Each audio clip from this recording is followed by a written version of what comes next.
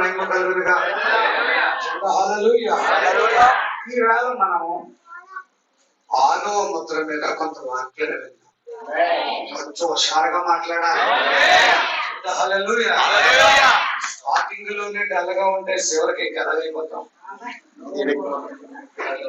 Starting లోనే ఎలా ఉండాలా? దేవునికి స్తుతి కలుగునుగా. ఈరోజు మనము 6వ ముద్ర మీద ధ్యానం చేయాలి. చాలా సార్లు మీరు ఆయా సందర్భాల్లో వినొచ్చు, కానీ మనం ధ్యానం చేద్దాం. ఇది మనకి ఉపయోగపడగలదని నా నమ్మిక.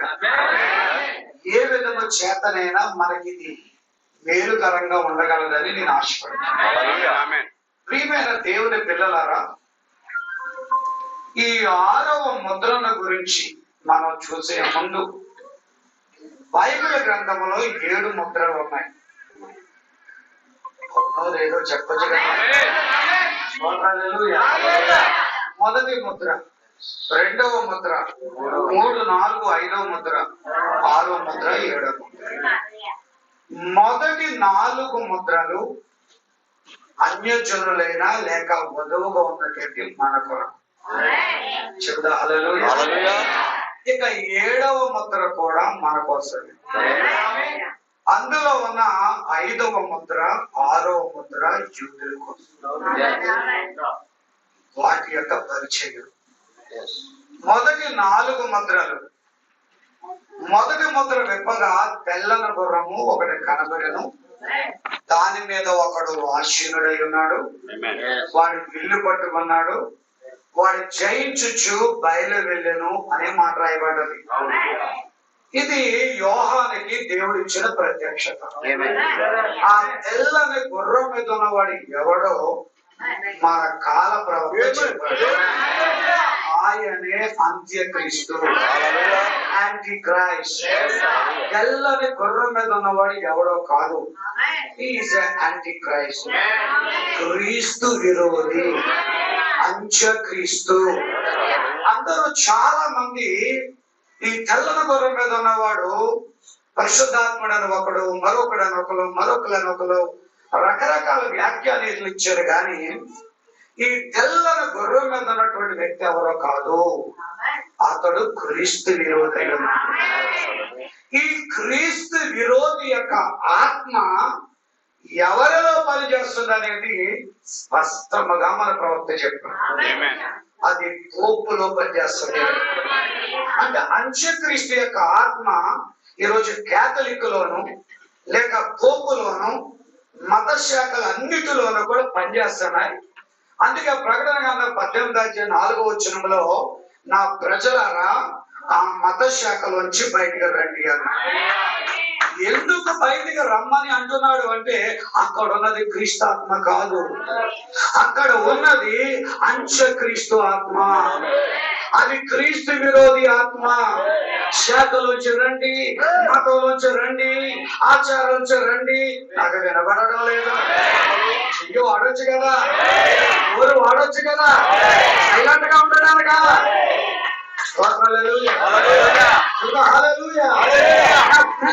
బయటికి రండి, అక్కడి నుంచి బయటికి రండి. అక్కడ వాక్యము లేదు, అక్కడ వర్తమానం లేదు, అక్కడ పరిశుద్ధాత్ముడు లేడు, అక్కడ దేవుడు లేడు. ఆ మత శాఖలో ఉన్నది క్రీస్తు విరోధి ఆత్మ, యాంటీ క్రైస్ట్ స్పిరిట్. క్రీస్తు విరోధి ఆత్మ అక్కడ ఉన్నది కనుక మత శాఖ నుంచి బయటకు రమ్మని.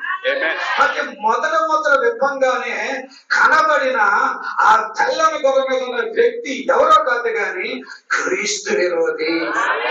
ఈ క్రీస్తు విరోధి ఆత్మ ఎక్కడ పనిచేస్తుందంటే, మొదటగా క్యాథలిక్ లో పనిచేసింది, పోపులో పనిచేసింది. అదే ఆత్మ మిగిలిన మత శాఖలన్నిటిలోనూ కూడా పనిచేస్తున్నది. ఇక 2వ ముద్ర తెరవంగానే మరొక వ్యక్తి కూడా కనబడతాడు, ఎర్రని గుర్రం మీద ఉన్న మురళి. మన ప్రాఫెట్ అన్నాడు కదా, ఈ ఎర్రని గుర్రం మీద ఉన్నవాడు ఎవడో కాదు, వాడు అబద్ధ ప్రవక్త.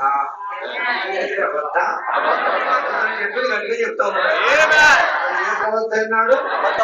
తెల్లని గుర్రం మీద ఉన్నవాడు ఎవడు? అది నాకు తగ్గ తేల్చేది ఏదో ఒకటి. మతంగా ఉండడానికి కుదరదు.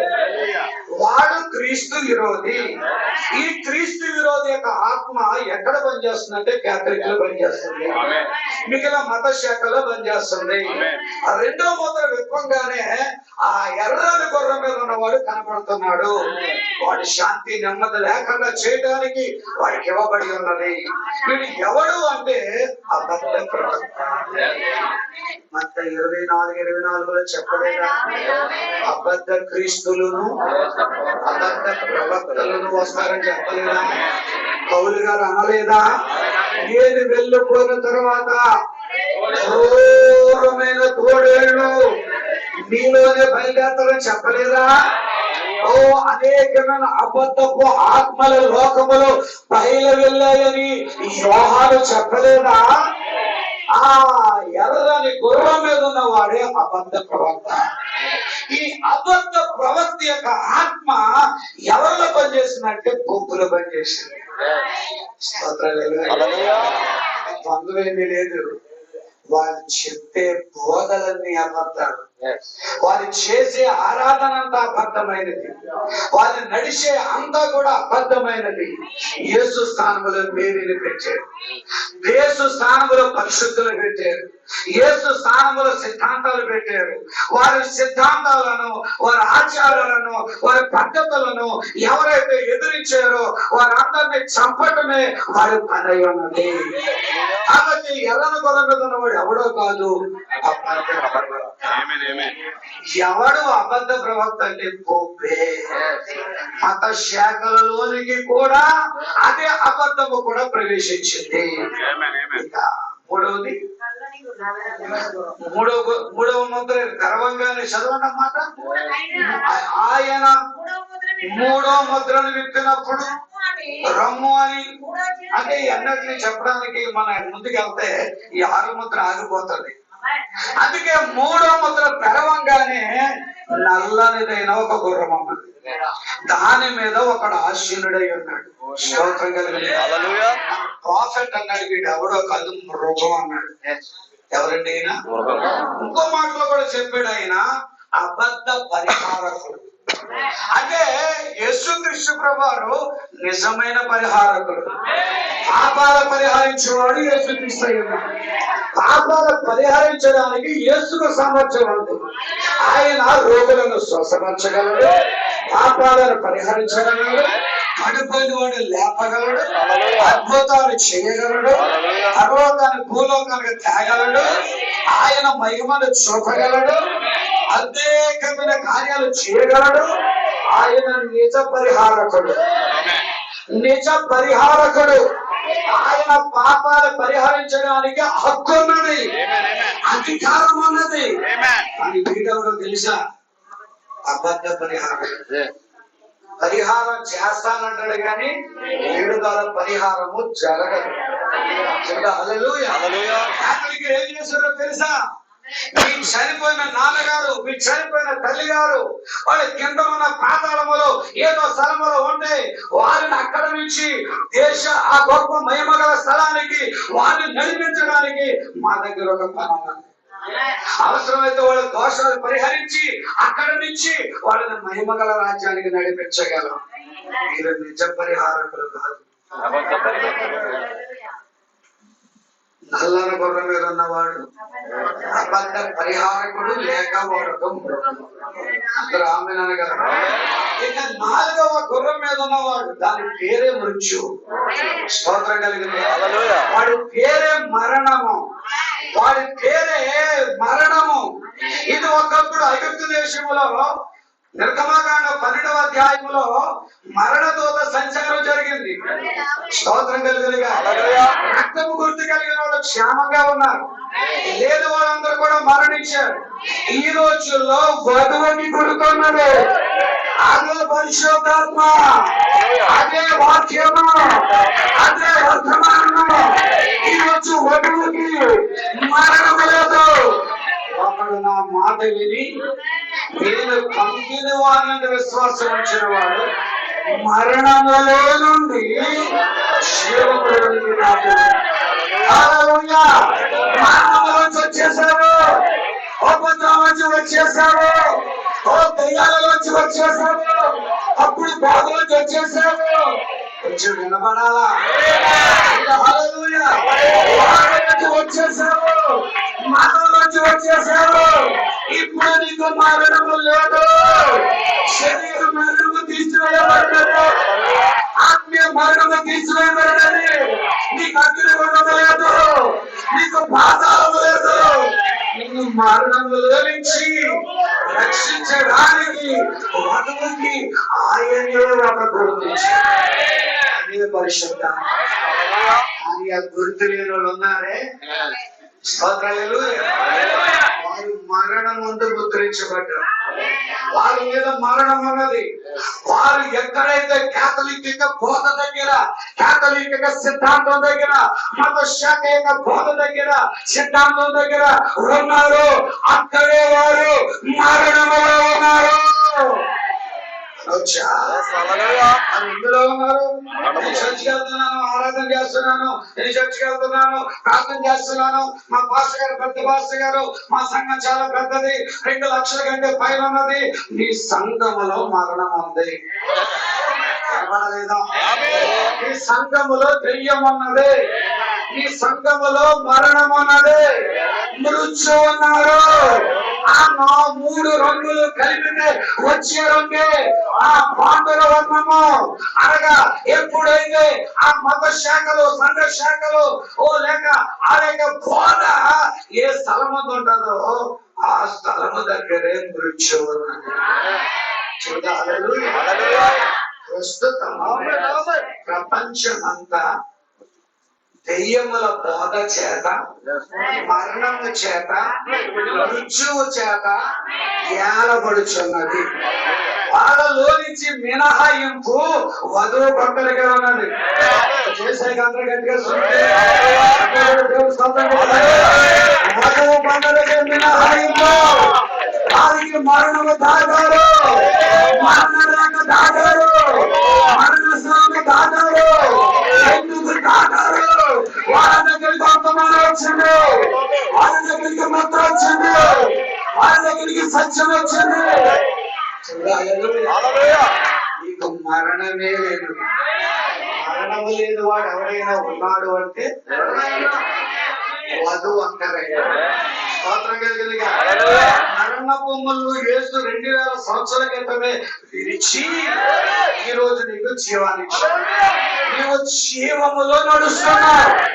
జీవము నీ మీద ఏలుబడి చేస్తున్నాడు. హల్లెలూయా.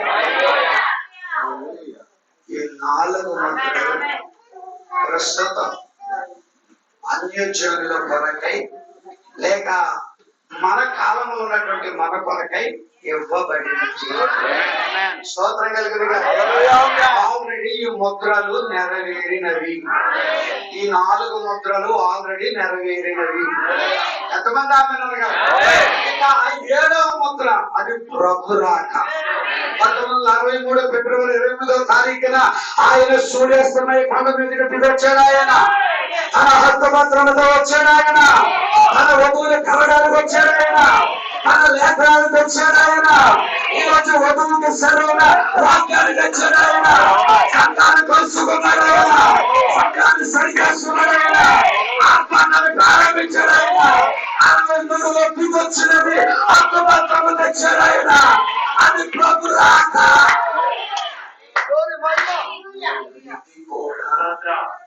మన విధిలో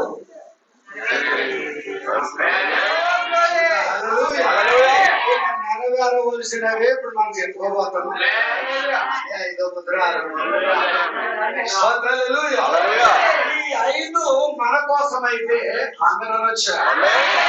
5వ ముద్ర, 6వ ముద్ర మనం ఆలోచన చేస్తే 5వ ముద్ర అది బలిపీఠం కింద ఆత్మను చూపిస్తుంది. చెప్పొచ్చా? ఈ 5వ ముద్ర బలిపీఠం కింద ఆత్మను చూపిస్తుంది. చాలా మంది 5వ ముద్ర గురించి రకరకాల వ్యాఖ్యానాలు ఇచ్చేది, కానీ ప్రవక్త వ్యాఖ్యానమే మనకి తుది, అదే మనకి చివరిది. ఆ బలిపీఠం కింద ఆత్మలు ఈ 7 సంఘ కాలాలలో చనిపోయిన పరిశుద్ధ ఆత్మలని ఒకరు చెప్పారు, మరొక రకంగా చూడడానికి ఎక్కువ వచ్చారు. కానీ మన ప్రవక్త ఏం చెప్పాడంటే ఈ ఈ బలిపీఠం కింద ఉన్న ఆత్మలు ఎవరో కాదు, వారి యూదుల ఆత్మలే ఉన్నవి. ఆలకిస్తున్నారా? మొదటి ప్రపంచ యుద్ధంలో, రెండో ప్రపంచ యుద్ధంలో చంపబడిన ఆ హోలోకాస్ట్ మారణ హోమములో చంపబడిన యూదుల యొక్క ఆత్మలు అన్ని కూడా బలిపీఠం కింద ఉన్నది. అంటే 5వ ముద్ర ఎవరికి సంబంధించింది? యూదులకు సంబంధించింది. ఇది కూడా అబ్రాహాము నమ్మచ్చు, సకము నెరవేరింది, మిగిలినది కూడా నెరవేరబోతుంది. 5వ ముద్ర ఒకసారి చదువుతారా?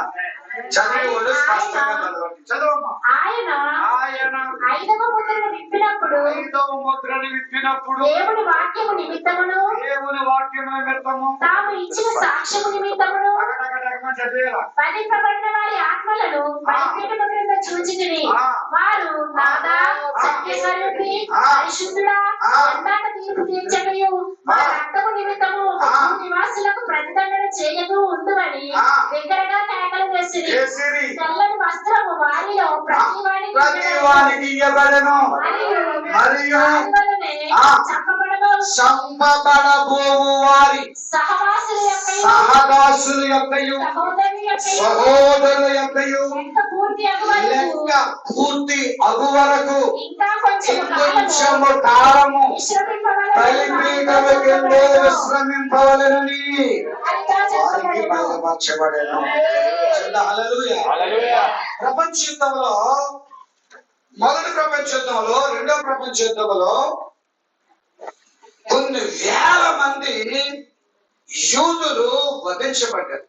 హిట్లర్ ద్వారా, ముస్సోలిని ద్వారా, తర్వాత స్టాలిన్ ద్వారా, ఇంకా చాలా మంది నియంత్రణ ద్వారా యూదుల మీద వారు కక్షపోని వారు ఏ విధంగా చేతనైనా చంపాలి అనే ఉద్దేశంతో స్తోత్రం కలిగింది. అది కూడా దేవుని ప్రణాళిక.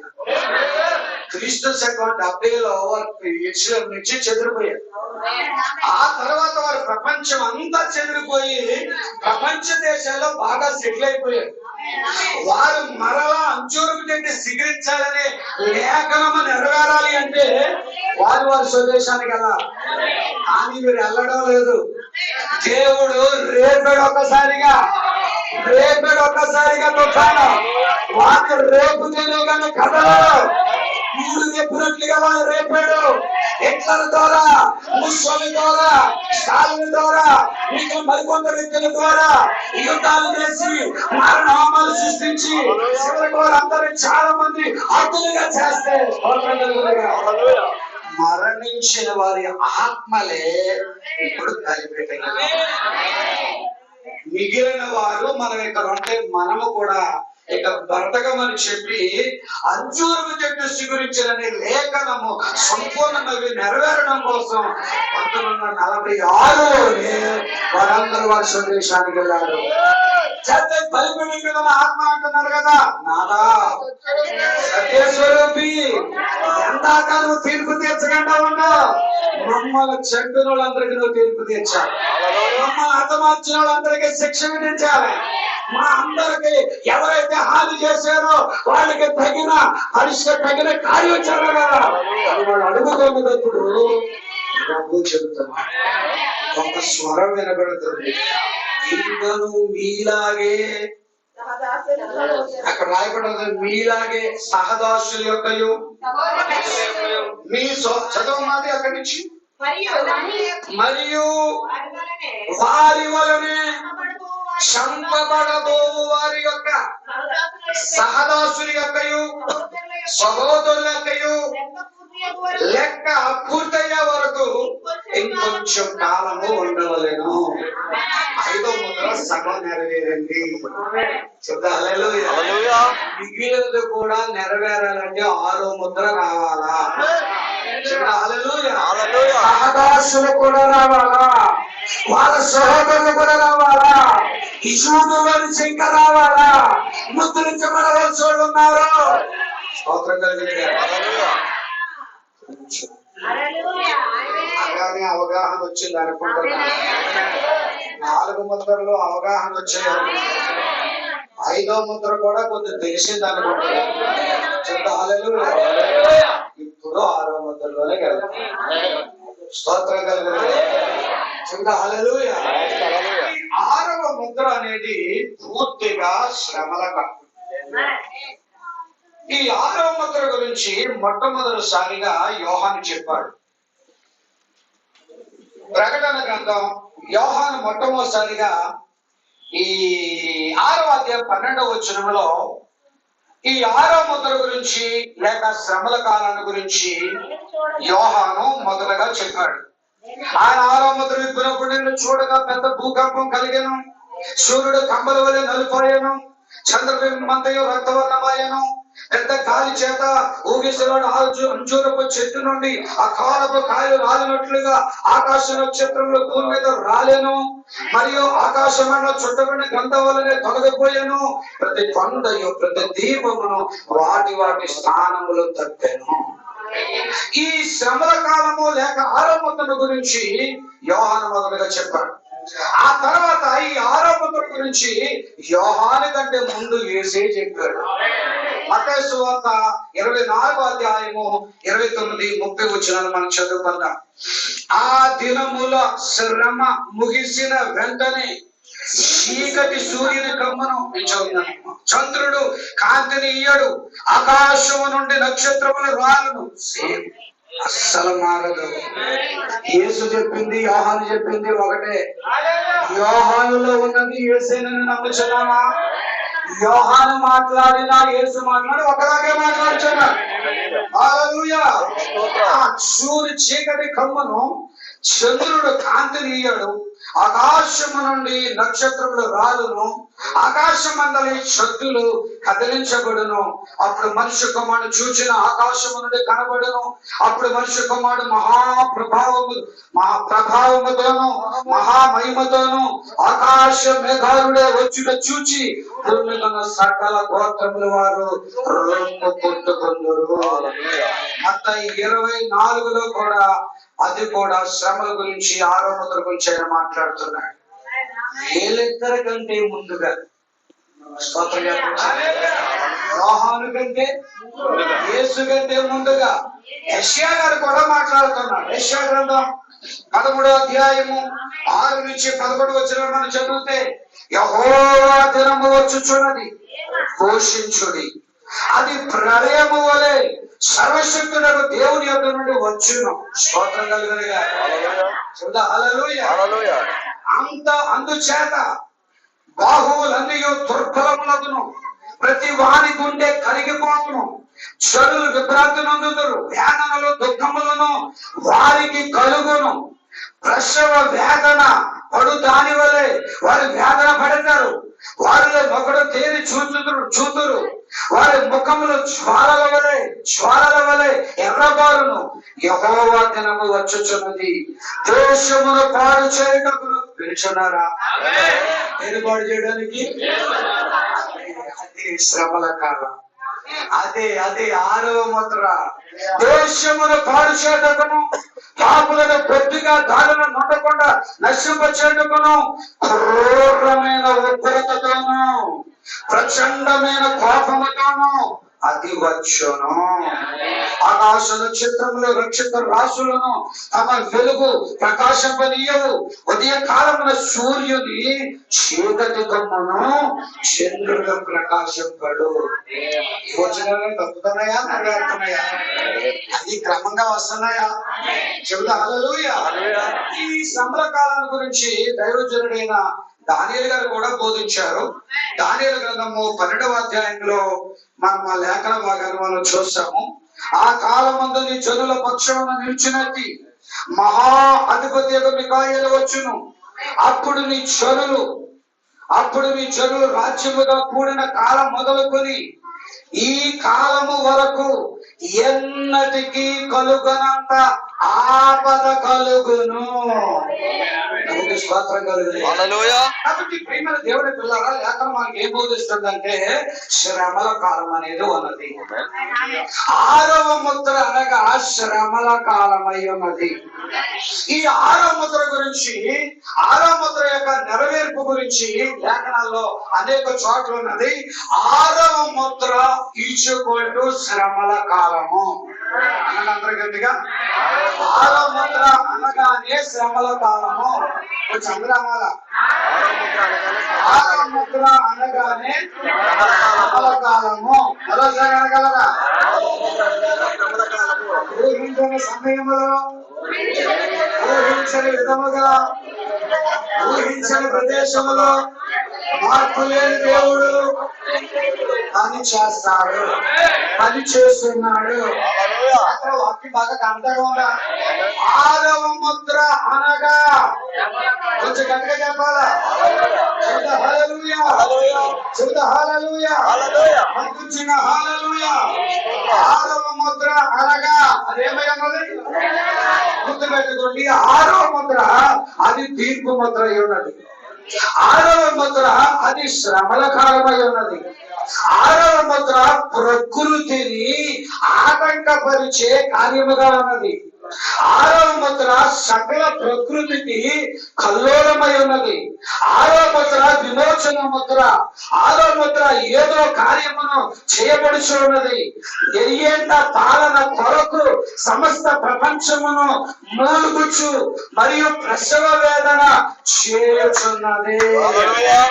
దేవునికి స్తుతి కలుగునుగా. కాబట్టి 6వ ముద్ర మీద ఒక గంట, ఒక 30 గంట సేపు మన సమయాన్ని తేటగా గ్రహిద్దాం. పాస్టర్ గారు, మరి 6వ ముద్ర తెలుసుకోవటం వల్ల ఏంటి మనకు ఉపయోగం అంటే అందులో గెలగండా ఉండాలి. హల్లెలూయా. 6వ ముద్రలోకి వెళ్తే నీ దారి లేదు, నాకు దారి లేదు. 6వ ముద్రలోకి నువ్వు వెళ్ళకుండా ఉండగలిగితే అదే నీ దీవెన.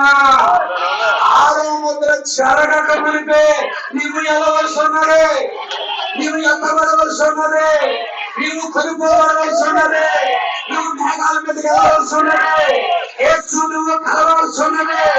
6వ ముద్ర, 6వ ముద్ర స్టార్ట్ అవుతే అదంతా కొండలతోనూ వాళ్ళందరూ అంటున్నారు కదా, గొర్రె పిల్ల ఉగ్రత మహాదినము వచ్చి ఉన్నది, మమ్మలను కాయండి.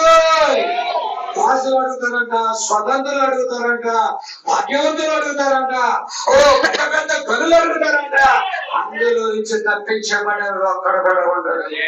ఈ రోజున తప్పించబడడానికే ఇది ముందుగా ప్రకటించబడుతుంది. ఒక విపత్తు రాబోతుంది. సతీష్ బాబు గారు ఊళ్ళో వచ్చాను, ప్రసంగం చేశాడు. అది ఎవరు కానూరా? కానూరులో ముంచుకొస్తున్న తుఫాను మనకే కూడా ముంచుకొచ్చేది వస్తుంది. చెబుతా హల్లెలూయా. దేవుని బిడ్డ, నీవు నేను 6వ ముద్రను తప్పించుకున్నట్టే దేవుని చిత్తమయ్యా. 6వ ముద్రలోనికి పోకుండా ఉండటమే దేవుని చిత్తమైనది. కొత్తగా వెళ్దాం అందరూ కూడా. చెప్పండి, 6వ ముద్రది తీర్పు ముద్ర, 6వ ముద్రది శ్రమల కాలము, 6వ ముద్రది ప్రకృతికి అల్లాకల్లోలము, 6వ ముద్ర 1000 ఏళ్ల పాలన కోసము సమస్తము శుద్ధి చేయగా, 6వ ముద్ర సంఘానికి శ్రమల కాలము. వధువు కాదు, వధువు ఆల్రెడీ అప్పుడు వెళ్ళిపోయింది కదా. శ్రమల్లోకి వెళ్ళేవాడు ఎవరంటే సంఘం. పడిన వాళ్ళు శ్రమల్లోకి వెళ్తారు. ఆ శ్రమలు అనిపించేవాళ్ళు వాళ్ళు. కానీ ఈ రోజు నీకు నాకు శ్రమ లేకుండా ఆ జలప్రల రాకమునిపే అందరూ అనగలరా? ఆ జలప్రల రాకమునిపే 7వ నెల హాలోకి వెళ్ళిపోయినట్లుగా అందరూ కూడా ఎదుగుతారు. ఈ శ్రమ రాకమునిపే, ఈ వ్యాధులు రాకమునిపే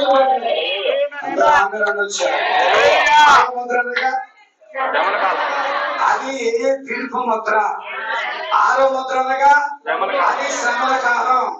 6వ ముద్ర అనగా అది సంఘానికి శ్రమల కాలం. 6వ ముద్ర అనగా వెయ్యేండ్ల పాలనకి భూమిని సమస్తాన్ని శుద్ధి చేయనదై ఉన్నది. చాలా గుర్తుపెట్టుకుంటే చాలు. కొంచెం మనం ముందుకు వెళ్దాం. గట్టిగా ఆమె అనొచ్చు, స్తోత్రాలు చెప్పొచ్చు. 6వ ముద్ర గురించి యోహాను చెప్పాడు, చెప్పాడు, చెప్పారు,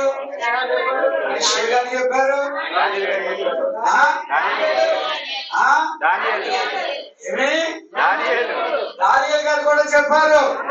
స్తోత్రం కలుగును గాక. ప్రియమైన దేవుని పిల్లరా, ఈ 6వ ముద్ర అనేది అన్యజనులకు ముగింపు, యూదులకు ఆరంభం. 6వ ముద్ర అనేది ఎవరికండి? అన్యజనులైన మనకి ముగింపు. ఇక మనకి సువార్త లేదు, ఇక మనకి ప్రవక్తల లేరు, ఇక మనకి ఏ విధమైనటువంటి పరిచర్య చేసినా దాని వలన ఏ ప్రయోజనం లేదు. 6వ ముద్ర స్టార్ట్ అయ్యింది అంటే అన్యజనులకు ఆరంభమైపోయింది. 6వ ముద్ర ప్రారంభము కాక మునిపే నువ్వెన్ని చేసినా ఇప్పుడే చెయ్యాలా. ఉపవాస ప్రార్థన చేస్తావా? ఇప్పుడే చెయ్యాలా. అన్నిక ప్రార్థన చేస్తావా? ఇప్పుడే చెయ్యాలా. దశమ భాగాలు కడతావా? ఇప్పుడే కట్టాలా. కొంచెం వినపడతలేదు. పొందుతావా? ఇప్పుడే కట్టాలా. అగ్నితో నింపబడాలా? ఇప్పుడే చెయ్యాలనుకున్నావా? ఇప్పుడే చెయ్యాలా. ఇది నీ కాలం, ఇది నీ సమయం, నీ గడియా. అన్యుల కాలం ముగించబడుతుంది. 6వ ముద్ర స్టార్ట్ అవుతుంది. శ్రమల కాలం స్టార్ట్ అవుతుంది. కాబట్టి 6వ ముద్ర అనేది అన్యజనులకి ముగింపు, స్తోత్రం కలుగును గాక. ఈ 6వ ముద్ర అనేది దానియేలు 70 వారాల్లో చివరి భాగాన్ని మనం చూస్తాం. యూదుల విమోచన కోసం, రక్షణ కోసం, వారి యొక్క శుద్ధి కోసం, వారి ప్రాచిత్వం కోసం, వారి యొక్క సంపూర్ణత కోసం సర్వశక్తి గల దేవుడు దానియేలుకి 70 వారాలు ఇచ్చాడు. ఈ 70 వారాలలో 69.5 వారాలు పూర్తయిపోయాయి. ఇంకొక అర్ధ వారమే మిగిలింది. ఒక అర్ధ వారము అనగా 3.5 సంవత్సరాలు. 70 వారాలు ఎన్ని పూర్తవి? 69.5. యేసుక్రీస్తు ప్రభువారు భూమి మీద 3.5 సంవత్సరాలు పరిచర్య చేయడంతో ఇంచుమించుగా 69.5 వారాలు పూర్తయింది. ఇంకొక అర్ధ వారం యూదుల వరకు మిగిలి ఉన్నది. ఆ అర్ధ వారములోనే ఈ యూదులకి విమోచన జరగాల. ఈ అర్ధవారములోనే యూదుల్లో ఉన్న ఆ ముద్రించబడవలసిన వారు సహోదరులు ఉన్నారు కదా, వారు కూడా ముద్రించబడాల. మిగిలిపోయిన అర్ధవారం యొక్క నెరవేర్పు శ్రమల కాలంలో జరుగుతుంది. 6వ ముద్రను బట్టి జరుగుతుంది. నా మాట అర్థమైంది కదా? అందరికీ నా మాట అర్థమవుతుంది కదా? అందరూ స్తోత్రం చెప్పగలరా? స్తోత్రం చెప్పొచ్చా? హల్లెలూయా. అది అన్యులకమ్మ ముగింపు, యూదులకమ్మ ప్రారంభము. అది 1 లక్ష. అంతేకాదు, అంతకంటే ముందుగా నేనేం చెప్పాను అంటే ఆ 70 వారాల్లో 69 వారాలు పూర్తి కాగా మిగిలిన అర్ధ వారం కూడా ఈ యూదులకు పరిచర్య చేయటంతో ముగించబడుతుంది. ఆ అర్ధవారం కూడా వారి కోసమే ఉన్నది. ఆ అర్ధవారం కూడా ఈ 6వ ముద్రకు సంబంధించిన వాక్య భాగమైనది. ఇంకొంచెం ముందుకెళ్తాం అన్న వాళ్ళు ఆమెనండి. చెబుదా హల్లెలూయా, చెబుదా హల్లెలూయా. ఈ 6వ ముద్రలోనే మోషే ఏలీలు పరిచర్య ప్రారంభమవుతుంది. 6వ ముద్రలోనే మోషే ఏలీల యొక్క పరిచర్య ఈ 6వ ముద్రలోనే ప్రారంభం అవుతుంది. ఎందుకంటే యూదుల యొక్క సంఖ్య పూర్తవ్వాలి అంటే మోషే ఏలీలు రావాల్సి ఉన్నది. ప్రకటన గ్రంథం 11వ అధ్యాయంలోను, ప్రకటన గ్రంథం 7వ అధ్యాయంలోను, ప్రకటన గ్రంథం 6వ అధ్యాయంలోను, ఈ 3 భాగాల్లోనూ కూడా మనం చూసాము. ప్రకటన గ్రంథం 11వ అధ్యాయం చదివితే ఇంతలో సాక్షి. హల్లెలూయా. ఇద్దరు సాక్షులే మోషే ఏలియా. నీరును రక్తముగా మార్చింది మోషే కదా, దిగుళ్ళు రప్పించింది కూడా మోషే కదా, ఐగుప్తు దేశాన్ని కదిలించింది ఆయనే కదా, ఇశ్రాయేలు ప్రజలను బయటకు తెచ్చింది కూడా ఆయనే కదా. ఆయన తర్వాత ఏలియా, గట్టిగా అనగలరా? ఆయన కూడా ఓ కేవలం నువ్వే కాదయ్యా, నీ సువార్త ద్వారా ఇంకా బయలుతో మోకాలు ఉండగలరు 7,000 మంది ఉన్నారు. మోషే ఏలియాను పరిచయం చేశాడు. ఏలియా పరిచర్య ఆకాశం మూసడానికి చేశాడు. ఏలియా పరిచర్య ద్వారా సమస్యలు కూడా మూయబడ్డది. అట్లా ఆమె అనగలరా? కాబట్టి ఈ మోషే ఏలియాలను దేవుడు ఎన్నుకోవడంలో గల కారణం ఏంటంటే వారి ద్వారానే ఇశ్రాయేలు ప్రజలు సువార్త విని రక్షించబడగలరు. స్తోత్రం కలుగునుగా.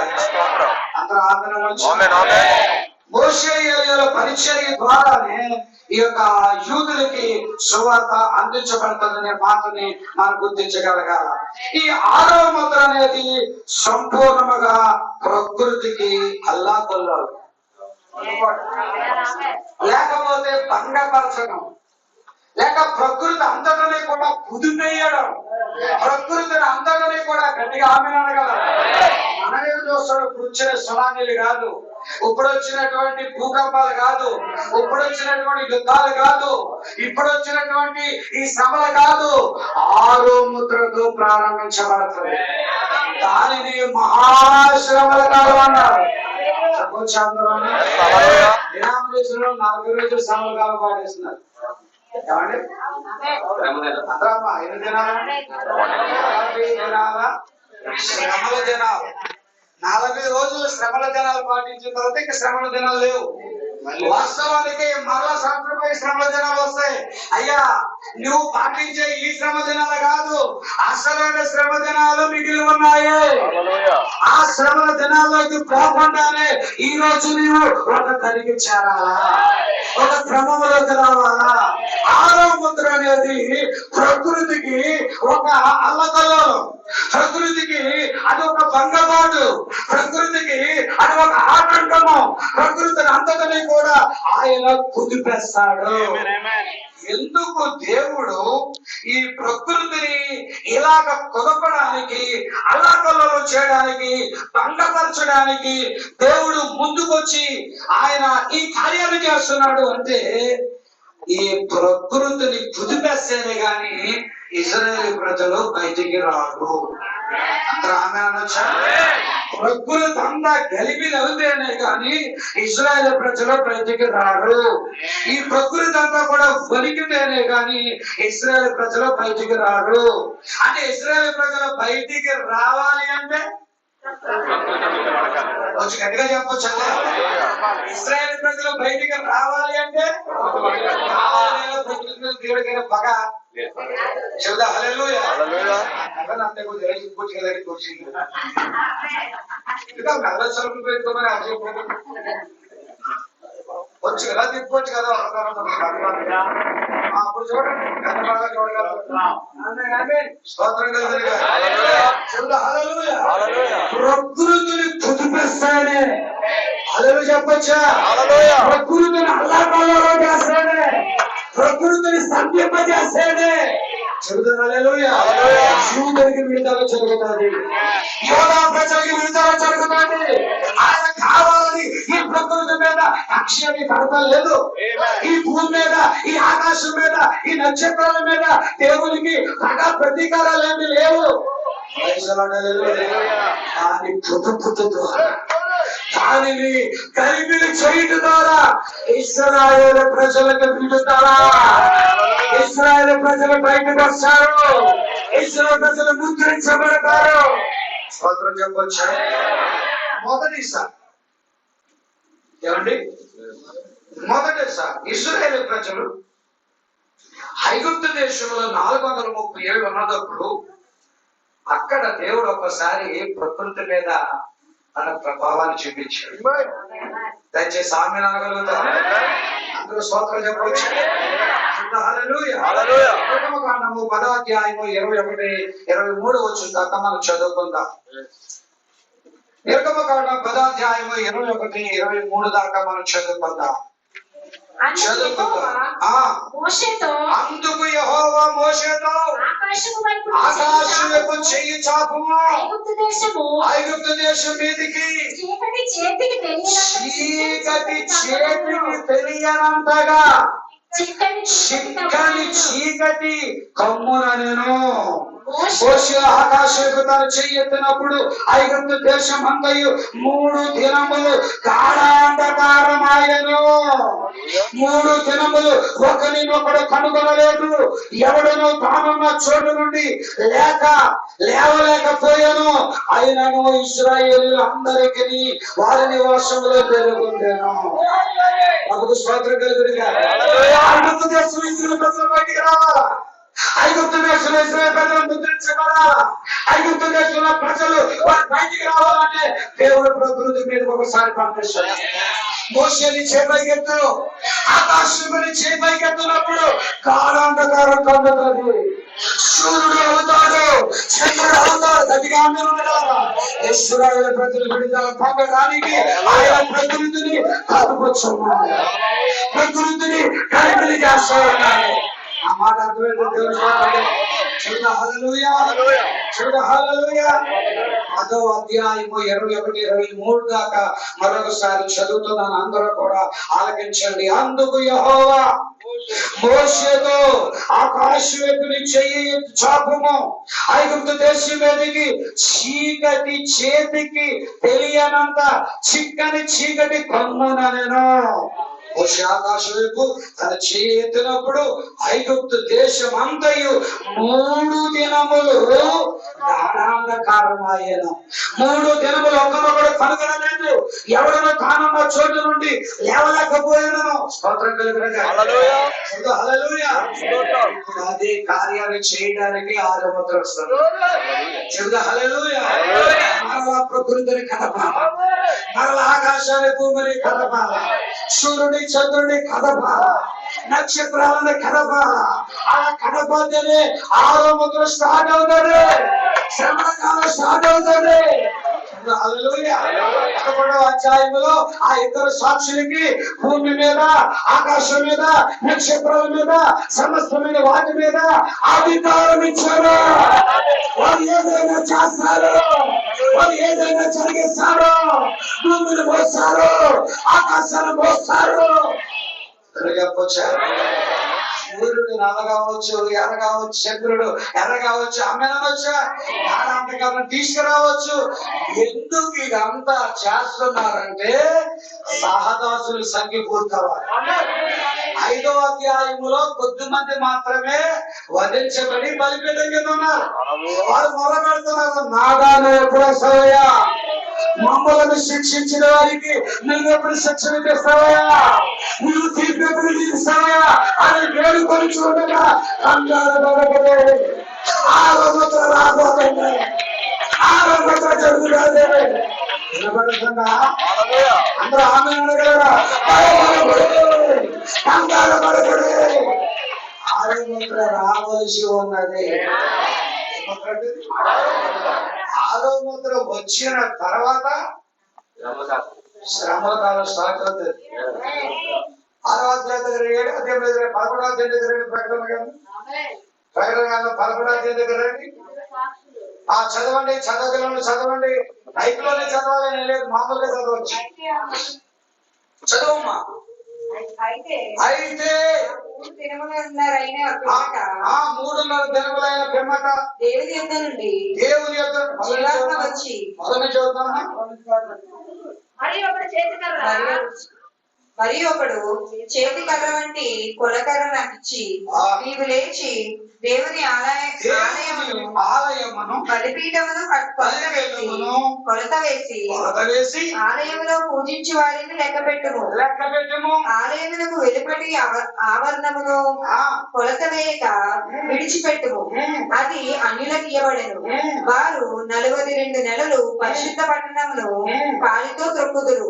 నేను నా ఇద్దరు సాక్షులకు చెప్పొచ్చా? ఎవరు యేసుక్రీస్తు కూడా మన 12 మంది శిష్యులకు అధికారం ఇచ్చాడు. రోగాలను ఎలగొట్టే అధికారం ఇచ్చాడు. దెయ్యాలను ఎలగొట్టే అధికారం ఇచ్చాడు. మత్తయి సువార్త 10వ అధ్యాయంలో సకలమైన వాటి మీద అధికారం ఇచ్చాడు.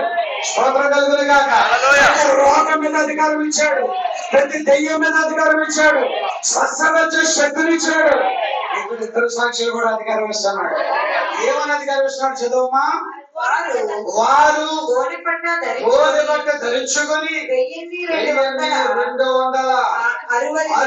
దినములు వీరు భూలోకమునకు ప్రభు అయిన వాని ఎదుట నిలుచుచున్న 2 ఒలీవ చెట్లను దీపస్తంభములై ఉన్నారు. ఎవడైనను వారికి హాని చేయ ఉద్దేశించిన ఎడల వారి నోట నుండి అగ్ని బయలువెడలి వారి శత్రువులను దహించివేయును. కనుక ఎవడైనను వారికి హాని చేయ ఉద్దేశించిన ఎడల అలాగున వాడు చంపబడవలెను. తాము ప్రవచించు దినములు వర్షము కురవకుండా ఆకాశమును మూయుటకును వారికి అధికారం ఇవ్వబడను. మరియు వారికి ఇష్టమైనప్పుడల్లా నీళ్లు రక్తముగా చేయుటకును నానా విధములైన తెగుళ్ళ చేత భూమిని బాధించుటకును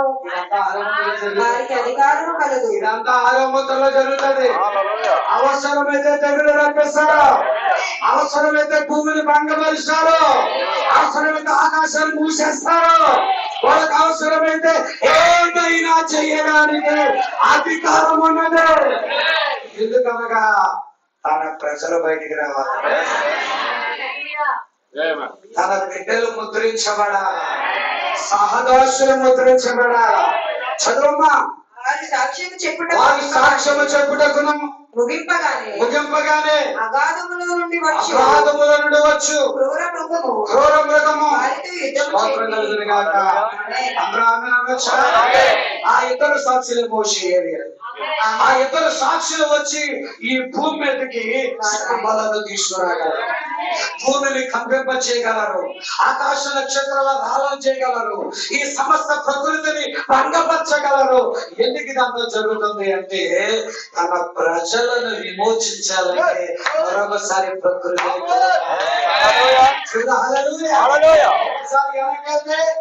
మొదటిసారి ఇశ్రాయేలు ప్రజలను ఐగుప్తు నుంచి విడుదల చేసేటప్పుడు మోషే గారు ఆయన చేయి పైకెత్తినట్టు తాడాంబకారమాయను. చీకటి కమ్మాను. ఇశ్రాయేలు ప్రజల యొక్క విడుదల సమయంలో ప్రకృతి కదిలించబడుతున్నది, భంగపరచబడుతున్నది. ఒకసారి ఆరాధన జరిగి వారు విడుదల పొందారు. స్తోత్రం కలుగునుగా. ఇప్పుడు రెండోసారి వారు విడుదల పొందాల. ప్రస్తుతానికి వాళ్ళు 6వ మొదలు స్టార్ట్ అయితే సమయానికి వాళ్ళు రోము చేతిలో ఉంటారు. ఆ రోము చేతిలో నుంచి వాళ్ళు బయటికి రావాలా. ఆ భయంకరమైన కథాలు వచ్చి బయటికి రావాలా. అందుకని ఇతర సాక్షులు మరల ప్రకృతి మీద తమ అధికారాన్ని చూపగలరు. కేవలం ఒక యోధా దేశంలోనే కాకుండా ప్రపంచ నలుమూలల ఈ మహాశ్రమలు, ఈ మహావేదనలు, ఆ వెయ్యి 260 దినాలు 1260 అంటే 3.5 సంవత్సరాలు అలాగే కార్యాలు జరిగిస్తూ ఉంటారు. చివరికి వాళ్ళు చేసిన ప్రవచనాలు, బోధలు, లేఖనాలు, వర్తమానాల ద్వారా మొత్తము యూదుల్లో అనేక మందికి నమ్మకం కలుగుతుంది. స్తోత్రం కలుగునుగా. ఈ నీరు రక్తంగా మార్చింది మన మోషే కదా. ఈ ఆకాశాన్ని మూసింది మన ఏలియా కదా. మన ప్రవక్తలు మరలా వచ్చారు కదా. వారు ప్రవక్తని నమ్ముచూ ఉండగా వారు యేసుని పరిచయం చేస్తారు, యేసుని చూపిస్తారు. అదే సమయంలో సర్వశక్తి గల దేవుడు కూడా వస్తారు, పరిచయం అవుతాడు. ఆ చక్కగా 12వ అధ్యాయము మరలా రిపీట్ అవుతుంది. యేసుని చూస్తారు, యేసు గాయాలు చూస్తారు, యేసు దగ్గర బధ్యత పెడతారు, వారి కన్నీళ్లు కలుస్తారు. వీళ్ళు మోషే ఏలియాలను కలాలంటే ప్రకృతి కథలాడు. ప్రకృతి భంగపరచబడాలి, ప్రకృతి అల్లాకొల్లం అవ్వాలి. హల్లెలూయా. అది యూదులకు సువార్త కాలం అయితే ఇది అన్యులకి శ్రమల కాలం, లోకానికి శ్రమల కాలం. అంతేకాదు ఈ ప్రకృతికి శుద్ధి తినాలి. గట్టిగా విడవబడిన సంఘానికి శుద్ధి తినాలి.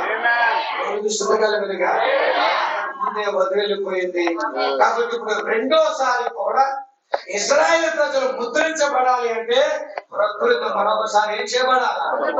అంటే కాలంలో జరుగుతాయి, శ్రమల కాలంలో జరుగుతాయి.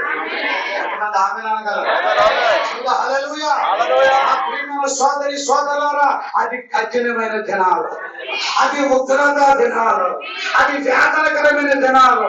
ఇక్కడ యెషయా రాస్తున్నాడు కదా, యెహోవా వచ్చుచున్నాడు, అది భయంకరమైన ఆపదకాలం అని చెబుతున్నాడు.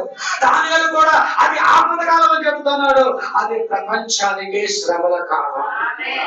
ఆ శ్రమల కాలంలో వధువు ఉండదు. ఈ రోజు ఉపవాస ప్రార్థన చేస్తున్నా నీది వృధాగా పోతాడు. ఈ రోజు కన్నీరు ప్రార్థన చేస్తున్నా నీది వృధాగా పోతాడు. రాత్రి పగలు దేవుని మందిరంలో గడుపుతున్న దానికి అది వృధాగా పోదు. ఆయన ఆత్మ చేత నిన్ను నింపి, అగ్ని చేత నింపి నిన్ను మహిమమైన ఆ స్థానంలో పెడతాడు. ఆయన ఉంచిన తర్వాత ఈ భూమి అందరికీ కూడా అతి భయంకరమైన శ్రమలు రేపోతూ ఉన్నాయి, సమస్తంలో కూడా కమ్మపోతున్నాయి. గట్టిగా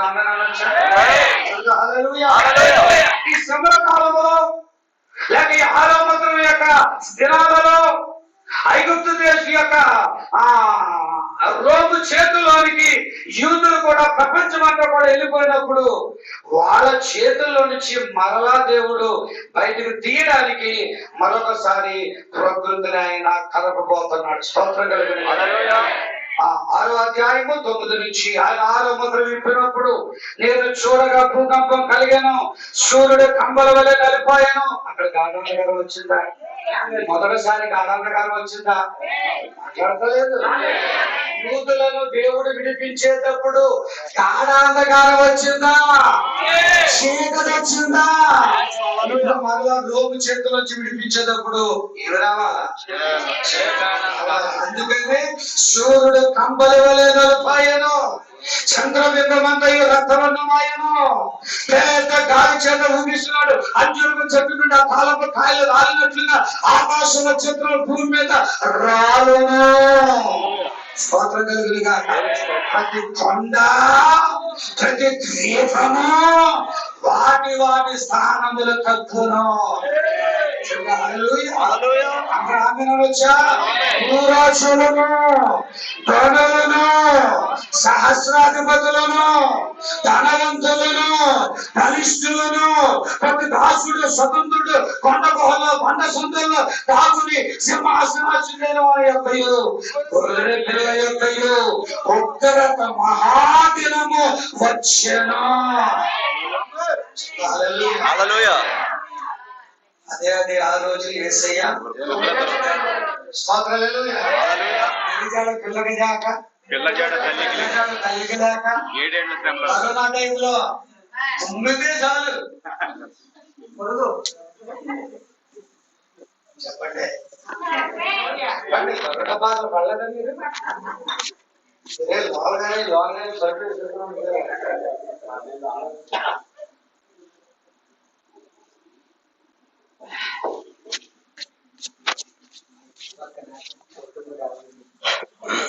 మామూలుగా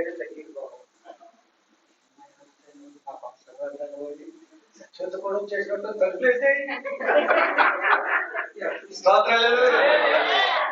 రోజు పడ తల్లి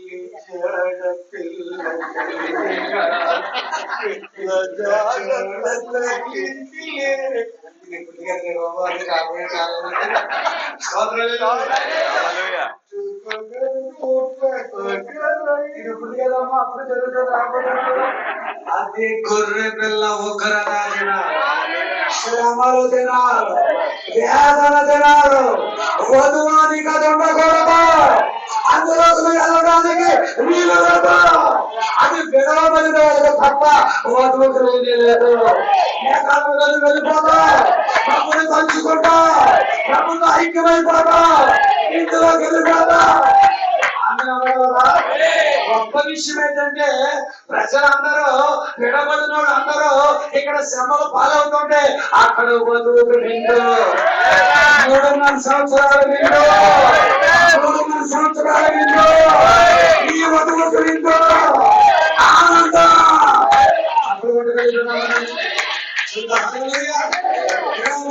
శ్రమలో యూదులకు సువార్త ఎంతమంది వధువుకు నిండు, ఎంతమంది విందులో ఉండవచ్చు, ఎంతమంది విందులో ఉండవచ్చు. మార్పాటు జరిగింది. ప్రధాన శబ్దం జరుగుతుంది, దేవుడు కూడా జరుగుతుంది. ప్రధాన శబ్దం నేను మధ్య ఆకాశానికి ఆహ్వానిస్తే దేవుడు కూడా విందులోనికి తీసుకెళ్ళి ఉన్నాడు. మీకోసం ఒక అద్భుతమైన విందులు దేవుడు చూడాలి. ఆ విందు రోజున అంటాడట, నా ప్రజలారా, నా వారలారా, ఈ శివరి నుంచి ఆ శివ దాకా బలం ఏర్పడతాడు. విమోచించబడిన పరిశుద్ధులందరూ దాని మీద ఆశీర్వడతాడు. రాజు వాళ్ళ సమూహం దగ్గరికి వచ్చి, ఇక మీ దుఃఖం ముగించబడాలి, ఇక మీ వేదన అయిపోయినది, ఇక మీకు కన్నీరే లేదు, నాతో పాటు కలిసి విందులు ఆనందించండి.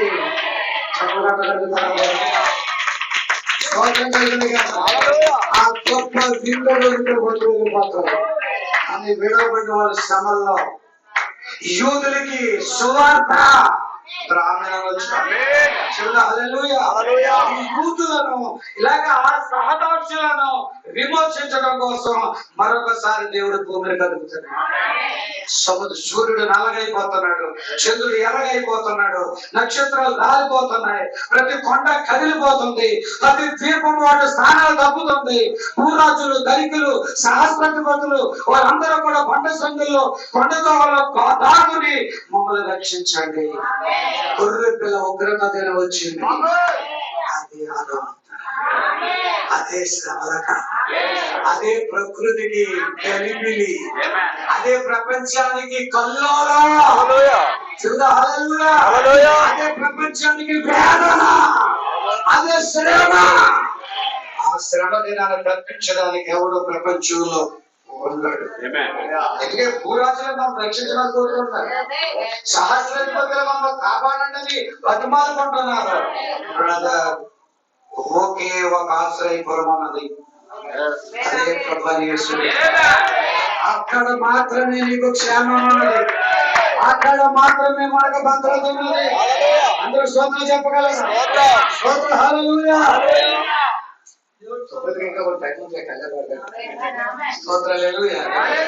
త్వరగా కంగారు పడలేదు, మొదలుపెట్టావా కంగారు పడకండి. ఈ వేడితో ఆ వేడి దగ్గరికి దేవుని పిల్లలారా, ఇద్దరు సాక్షులు వచ్చి ఈ ప్రపంచాన్ని కుదిపేస్తారు. ప్రకృతి వణికించబడును, ప్రకృతి మీద తన ఇష్ట ప్రకారము వారి కార్యాలు చేయుదురు, సమస్తాన్ని కూడా కుదుపు వేదురు, వారికి ఎదురైనది ఏది లేదు.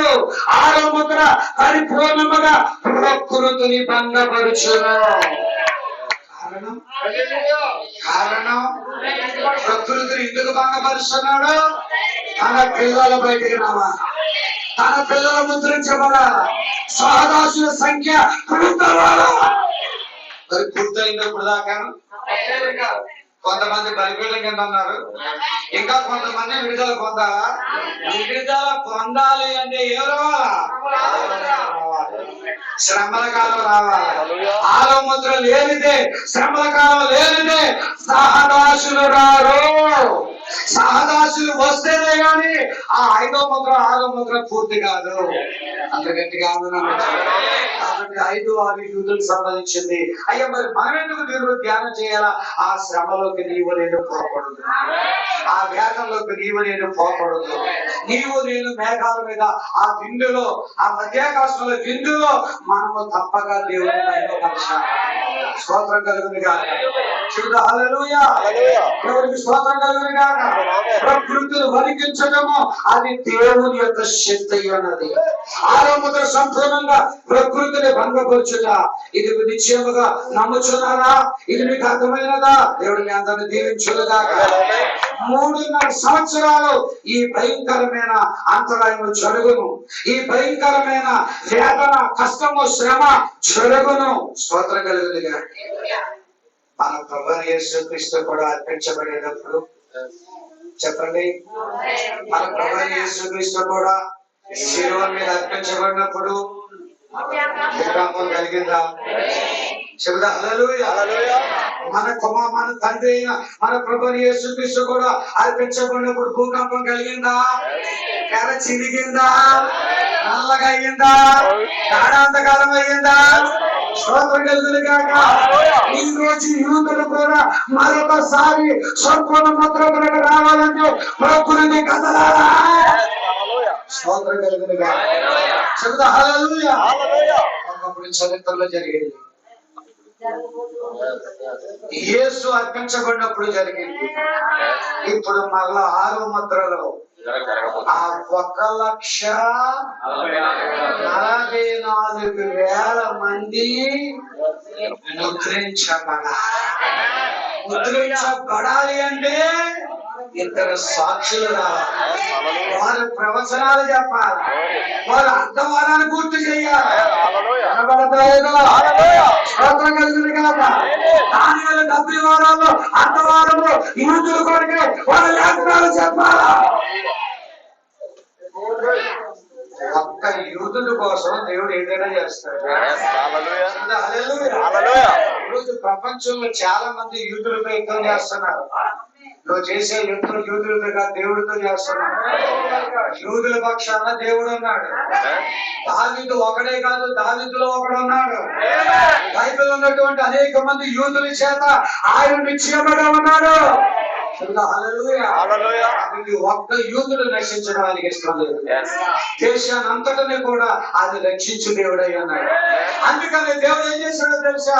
ఆ యొక్క కార్యక్రమాన్ని ప్రారంభించడానికి ఇప్పుడు అందరి దగ్గర సిగరింపజేశాడు. 1946లో ఒక దేశంగా పోగయ్యాడు.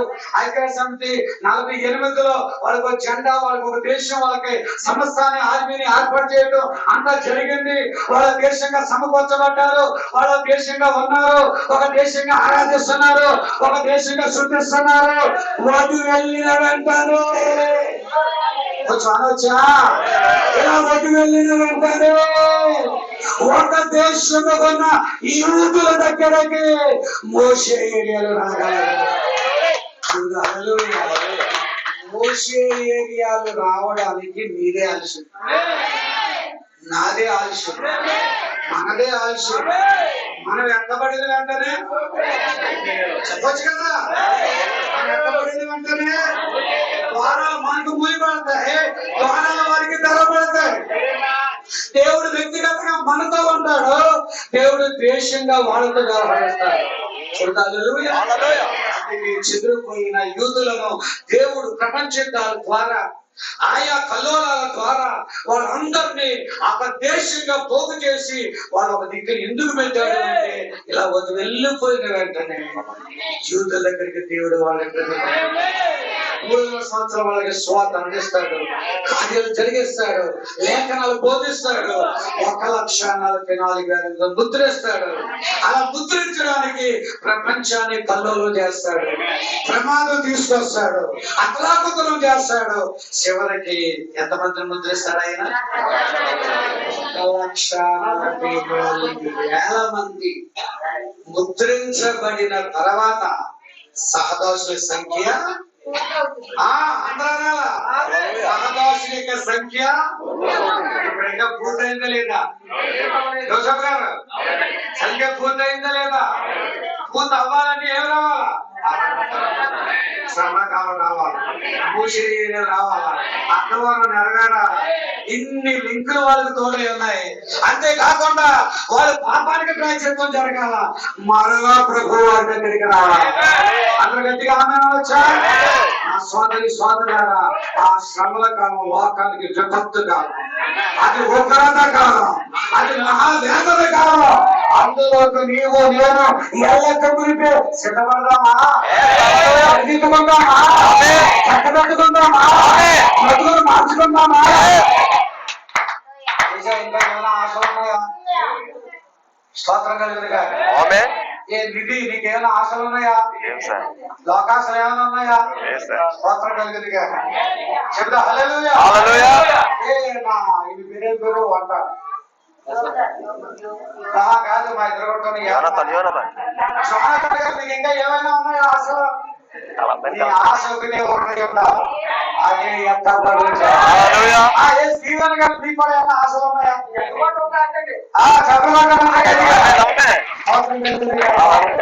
మనందరికీ ఒకే ఒక ఆశ, ఎంతవరకు మన ఆశ, ఎంతవాడు నాది, నాది, నిత్యతో నాది,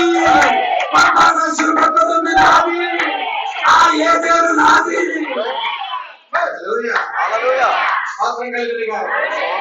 అందుకే రాత్రి పగలే కొండలకి ఇక్కడికి రాక, అందుకే రాత్రి పగలు సేకరణ సించం అనుకున్నా ఎక్కడి నుంచో గాజువాడ నుంచి ఇక్కడ దాకా రాక ఇన్ని బాధలు కష్టాలు పడవలసింది. ఎందుకంటే ఆ ఉగ్రత దినాలలోనికి వెళ్ళకుండా ఉండాలని, ఆ అధికారంలో మనం కూడా నలిగిపోకుండా ఉండాలని దేవుడు మనల్ని ఈరోజు హెచ్చరిక చేస్తాడు. అందరూ ఆమె అనొచ్చా? రెండోసారి ప్రపంచాన్ని పొదిపి, రెండోసారి కాలాంధకారం తెచ్చి సూర్యుడి చంద్రుడిని మార్చి కాలాంధకారం చేసి ఆ రోమ్ చేతిలో నుంచి, ఆ లోకంలో నుంచి మోషే ద్వారా దేవుడు 1,40,000 ముద్రించి వారిని పైకి తెస్తాడు. వారిని ముద్రించబడటంతో ఆమె అనగలరా? రోము వాళ్ళని దాటేస్తారు మోషే మీద, వాళ్ళు చంపుతుంది, వాళ్ళ శవాలు 3.5 రోజులు నీటిలో ఉండిపోతాయి. ఆకాశం నుంచి దేవుని ఆత్మ దిగొచ్చి వాళ్ళని ప్రవేశిస్తుంది. వారు జీవం పొందుకున్న వారే లేచి నిలబడి వారికి ఎత్తబడతారు. అది 6వ ఎత్తబాటు. మొదటి ఎత్తబాటు ఆరోగ్యైతే, 2వ ఎత్తబాటు ఏలియా అయితే, 3వ ఎత్తబాటు యేసుదైతే, 4వ ఎత్తబాటు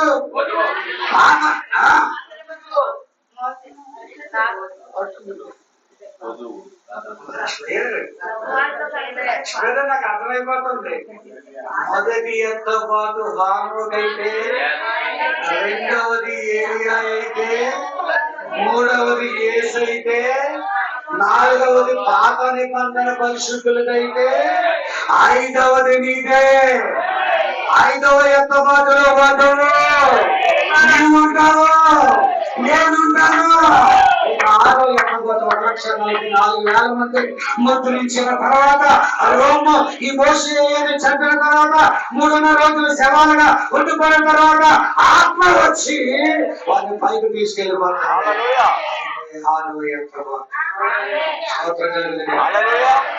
శ్రమకాలం ఉందా? మాట్లాడతలేదు. 3.5 సంవత్సరాలైనా అర్ధవారం పూర్తవ్వాలా? 1,40,000 సహదాసులు ముద్రించబడాలా? 5వ ముద్ర సగం జరిగిందా? కొంచెం గట్టిగా అన్నాను. స్తోత్రం కలిగిన కదా. 6వ ముద్ర పూర్తయినప్పుడే మిగిలిన సంఖ్య కూడా పూర్తవుతుందా? కోసం దేవుడు ఎలాంటి కార్యాలను జరిగిస్తాడు. కాబట్టి 6వ ముద్ర ద్వారా కొత్త వాళ్ళ దేవుడు వాళ్ళ ఒక దగ్గర తీసుకుని వస్తున్నారు. గట్టిగా ఆమె అనొచ్చా? చెప్తా హల్లెలూయా, చెప్తా హల్లెలూయా. 6వ ముద్ర ప్రకృతికి ప్రసవ వేదన. అది ప్రకృతిని 1000 ఏళ్ల పాలన కోసమై సిద్ధము చేస్తున్నదే. 6వ ముద్ర దేనికి సిద్ధం చేస్తుంది? 1000 ఏళ్ల పాలన కోసమే ప్రకృతిని ఏం చేస్తుంది? శుద్ధిపరుస్తుంది. అలాగే విడబడిన వాళ్ళు కూడా శుద్ధిపరుస్తుంది. అందరూ ఆమె అనొచ్చా? 1000 ఏళ్ల పాలన ఒక నూతన ప్రపంచమును తీసుకొని వచ్చుడు కొరకై ప్రయత్నము చేస్తున్నది. ఆమె అనగలరు. అందరూ ఆమె అనొచ్చా? ఎంతమంది సంతోషంగా ఉన్నారు? అందరూ ఆమె అనేవాళ్ళు ఉన్నారు. ఇది నిశ్చయంగా శ్రమల కాలంలో చూపిస్తుంది. ఆ శ్రమల కాలంలో నువ్వు నేను పోకుండా ఇది అనుకోని సమయం, ఇదే రక్షణ దినం, ఇదే పరిశుద్ధాత్మ పొంది అప్పడానికి లేక మేఘాల మీద వెళ్ళిపోవడానికి ఇది మనకు అనుకూలమైన తరుణం. తప్పించుకుంటారనే వాళ్ళందరూ ఆమెనండి.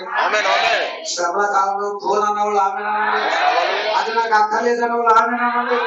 సరి అవుతారనే వాళ్ళు ఉన్నారా? చట్ట పెట్టుకునే వాళ్ళు ఉన్నారా? నాకు కావాలా ఆశ్రయం ఎంతమంది కావాలని వాళ్ళు ఉన్నారా? దేవుడు మిమ్మల్ని ఎంత బాగా ఉంచాడు. సరిదిద్దుది కాక ఎవరైనా బాప్తిసం పొందలేదా? త్వరగా పొందండి. ఇంకా ఎవరైనా నీతికరణ శుద్ధీకరణ పొందలేదా? త్వరగా పొందండి. ఇంకా నగల మీద ఎవరికైనా మంచిగా కోరుకున్నదా? మార్చేయండి. సరైన బట్టలు ఇంకా ధరించుకోవడం అలవాటు లేదా? ఆ కొట్టు బట్టలను తీసి సంపూర్ణ వస్త్రాన్ని ధరించండి. రాజకీయాల మీద, లోకం మీద, శ్రద్ధల మీద కోరికలు ఇంకా ఏమైనా ఉన్నాయా? ఈ రాత్రి చెప్పేయండి. పరిశుద్ధాత్మతో నింపబడి ఎత్తబడగలిగితే ఆరోగ్య మహిమ మేఘాల మీద వెళ్తాయి. ఈ రోజు వధువు కూడా వెళ్ళిపోతుంది. మనకు ఆరోగ్యం అక్కరలేదు. అది తీర్పు ముద్ర, అది శ్రమల కాలం, అది కల్లోలము, అది వేదన. అటువంటి దాంట్లోనికి నీవు నేను పోకుండా కేవలం ఎత్తబాట్లో ఉంటాను. ఆమెనగలరా? శ్రమ కాలంలో విడవబడినవాడు. అతను చోట ప్రసంగం చేశాను. నీవు విడవబడితే ఏం జరుగుతుంది అనేది తర్వాత అంటూ ఉంటాయి. ఈరోజు నీవు నేను కూడా అసలు విడబడేవాళ్ళు కాదు. ఆ దినాన ఇద్దరు స్త్రీలు తిరగదీశారు. ఒకరు కొనుక్కోబడుతారు, ఆ కొనుక్కోబడేది వధు, ఆ విడవబడేదే సంఘం. విడవబడటానికి ఎవ్వరు కూడా సాహసించవద్దు. కారణం వెనకాల ఉన్నది ఆరో ముద్ర. కారణం శ్రమల కాలం, ఉగ్రత దినాలు, ఉగ్రత దినాలు. పొందామా? ప్రార్థన చేద్దామా? సిద్ధపడదామా? కోట ముగిస్తున్నాం. దేవుడు మీ అందరినీ ఎత్తబాటు కోసం రెడీ చేయని ఒక్కొక్కసారి దేవుడైన అవకాశం ఇస్తే ఇంకొకసారి ఇంకొక విషయంతో మనం అర్థం. అంతవరకు గొప్ప మనకు చూడదు. పురుషులందరికీ తెలుసు.